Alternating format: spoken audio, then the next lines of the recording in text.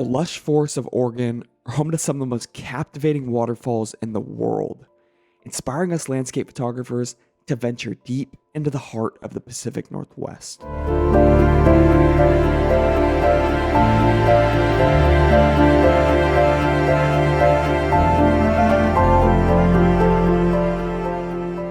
In today's video, I'll be sharing a few of my favorite waterfall images and kind of break down a bit of my thought process on how each and every one of them was shot and composed. So yeah, I hope you guys enjoy this video, but let's get into it.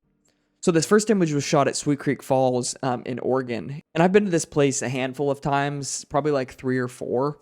And there is a main waterfall kind of at the end. But what always intrigues me is the creek that runs along the trail. There's so many cool spillovers and rock textures and moss and stuff that I most of the time always shoot just kind of off the trail. So this was taken about a week before peak foliage. I would say I was probably a week off, but I wouldn't have replaced it. I think I hit it at the right time.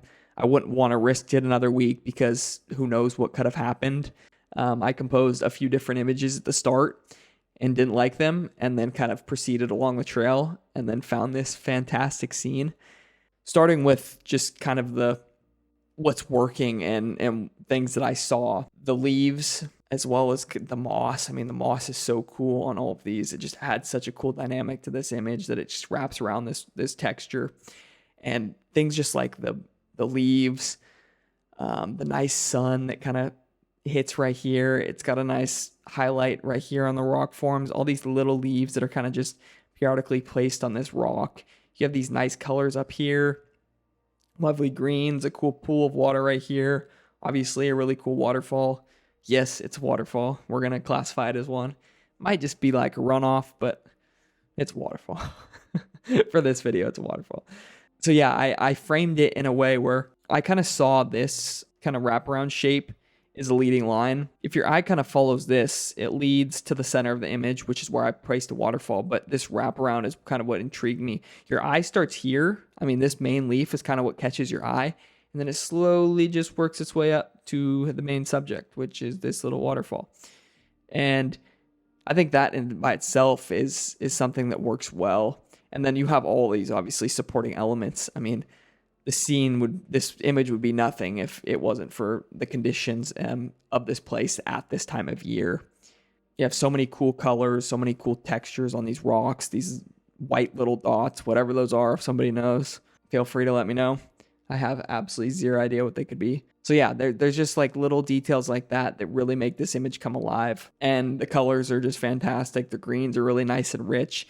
It's got a really kind of bluish white balance to it that I think also works really well. As far as a technical standpoint goes, I focus stacked this image because I shot relatively low. I think this was a 3 or 4 image focus stack. I shot low and I obviously wanted focus from this leaf all the way up because this is super important in all these textures. I wanted pin sharp. So I focused down here. I think another one up here. I might have done like a couple throughout here and then another one obviously up here as well. I also use a CPL, which brought out a lot of the details in the scene. Things like the moss was kind of getting lost. Like this little wet spot here, some of these textures, it just really enhanced the image and really made a big difference. So yeah, this image was shot at Sweet Creek Falls, and it's going to be in my portfolio for probably many years. So I'm really excited about this one. This next image was shot at Kentucky Falls, and this place is the epitome of a Pacific Northwest, Oregon, rugged, badass waterfall ever. This place is absolutely fantastic. It's somewhere you go when it's pouring down rain, cold, and just dreary and moody and all of that. You go to this place. It's just got a really rugged landscape, and you want to go when the conditions help accentuate that. So I've been to this place a couple of times. It's not a super easy place to get to. It's not super accessible. It's long logging roads and kind of a trek to get to this spot. But boy, is it worth it. Obviously, you can tell it's worth it. One of the big highlights of this place is the waterfall is cool. I mean, it's a cool waterfall, but it's not like the highlight of this place. Highlight is the rocks and just the ruggedness. So I wanted to utilize some of those cool shaped rocks in the foreground. Wanted to find some unique ones to place in the foreground. And as you can tell, or as I'm sure you can imagine at least, there was a lot of these type of rocks. I mean, this whole area is just flooded with them. So to be able to pick and choose which ones I liked was a little bit challenging. It took me a while, but I kind of narrowed it down to this arrow-shaped rock. This one stood out. It stood out like a sore thumb. It's got moss on the top of it. It's got a lot of personality. It's a really cool shape. And it's also pointing toward the waterfall. Well, I mean, if you flipped it, but still, it's still pointing to the waterfall. We'll just call it that. And so, yeah, that was kind of the main one that I wanted to highlight in the foreground. And then these other ones kind of just worked their way around it. And I think the nice balance of like these shaped rocks is really cool. The complement the mossy rock really nice. And also you have all these other rocks that work really well. I also, when I kind of positioned the waterfall, I want it to fall in this little U-shaped. It's kind of nestled in this nice little U shape that falls down here and then falls back down this way and then kind of spreads. So it fits in this little spot nicely, and it kind of just helps the image flow. Your eyes kind of flow down the photo with ease. Goes here and then down and then flows and then all this stuff. So your eye starts down here, grabs your attention by all the really cool details and rocks and things, and then works its way up. So from a technical standpoint, this image was focus stacked, as I'm sure you can imagine. I think this was a 3-image focus stack. I focused down here, one up here, and then one up here. Yeah, that's right. And then I also used a CPL filter again because I really wanted to showcase the bottom of the creek here, or whatever you call it. I like the color that was on the bottom, and to be able to see all these rocks and stuff, a CPL really helped cut through all the reflections and glare and just clean the image up. So yeah, this image was shot at Kentucky Falls, and I am super happy with it. It's definitely going to be in my portfolio for many, many, many years. Well, who knows? My work might keep progressing, but I love this image right now. So yeah, Kentucky Falls. This next image was shot at McDowell Creek Falls, and it's a spot near Lebanon, Oregon. This is a place that I've kind of been hesitant on going because it's a pretty touristy spot. There's a place like you take your family and it gets super crowded, and it's a huge turnoff for me because I avoid all of those type of places. I do not like shooting around people. I do not like people being in my way when I'm photographing. That's why I go everywhere super early and I don't have to deal with them. So this was one of those places that I was super turned off because all I saw was it's got a man-made bridge that kind of takes you all the way to the waterfall. It takes you to an eye-level viewpoint, and that's basically it. And I saw a few photos, and I saw like how its potential. I knew that there was something there. I've just always been turned off by the fact that it's a very touristy spot. So one morning, I said, screw it. I'm going to go to this place. I'm going to go early. I'm going to get there before anybody else gets there, and I'm going to get something cool. And all those seemed to turn out. So I'm super happy with this image. I kind of walked the bridge and then jumped off the trail to get down to a lower viewpoint of the waterfall. And as far as kind of what I was working with or what I was noticing, this caught my eye instantly. I mean, this cool jagged rock right here that's covered in yellow moss instantly caught my eye. I was like, that's what I'm highlighting. Because I shot one in a landscape orientation, and it was featuring too much of this kind of shrubbery. It really wasn't, wasn't really a whole lot. This is what I wanted to focus on. So that's why I cropped it vertical. Well, I shot it vertical and cut out all that axis stuff that was useless. It was just wasted space. It didn't tell you anything. It didn't do anything. It was just rubbish. So when I framed this up, I had an empty foreground.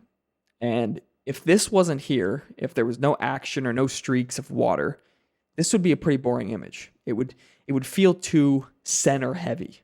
This would just be a bunch of wasted space.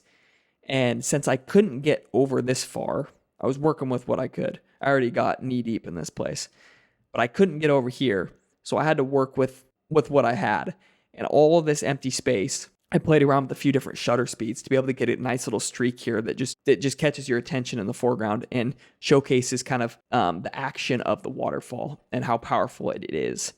And I think this streak turned out nice and works well. It fills the space just enough because it's complemented by, as kind of like the previous image, you can see through the bottom, which is cool and has this nice little color. And then, yeah, you kind of just work your way up. And those are kind of the two main things that I saw in this image. this being kind of the main one, and then working with the foreground down here. The waterfall is obviously there. It's a cool waterfall. I kind of want to go when it's not as full. It's starting to turn a little bit kind of just like, bleh. That doesn't mean I don't like it. I'm just saying if I went at a different time that there wasn't as much water, I might be able to catch a little bit more of this kind of action here. It's not as full. You'll be able to see the streaks a little bit more and stuff. So I'm probably going to go back here. There's also a lot of spots along the trail that I saw while I was there that I wanted to shoot, but I was so dead set on getting to this spot before everybody else showed up. So I was on like a hunt. I was walking straight as fast as I could to get to this place and shoot this before everybody and their brother came. So yeah, I'm really happy with this image. Again, I don't think I had to focus stack this. If I did, it was 1 or 2. I don't know, this was like a month ago. How do I not remember? Anyway, 1 or 2. And then I shot with the CPL. And I have a version without the CPL, and this just doesn't even look like the same image. The CPL really helped cut the glare and accentuate all of this stuff here in the foreground. So yeah, McDowell Creek Falls.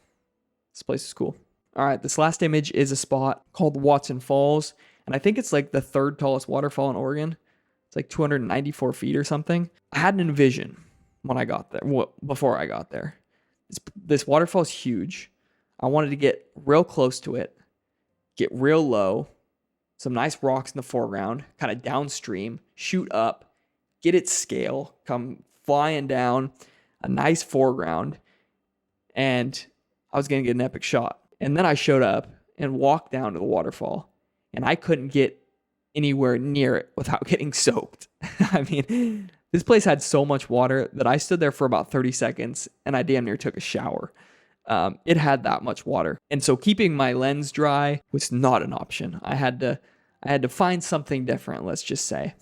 And so when you get kind of over here, where originally I was going to take the photo, you walk the trail all the way back, and there's no sight of this waterfall until you get to the start of the trail again. It's covered in trees and brush and all that kind of stuff. There was nothing I could work with on the trail. And so I saw this little scene when I walked by originally, and I thought it worked. I thought it was cool, but it wasn't where I wanted to go. So I didn't really stop and take it in.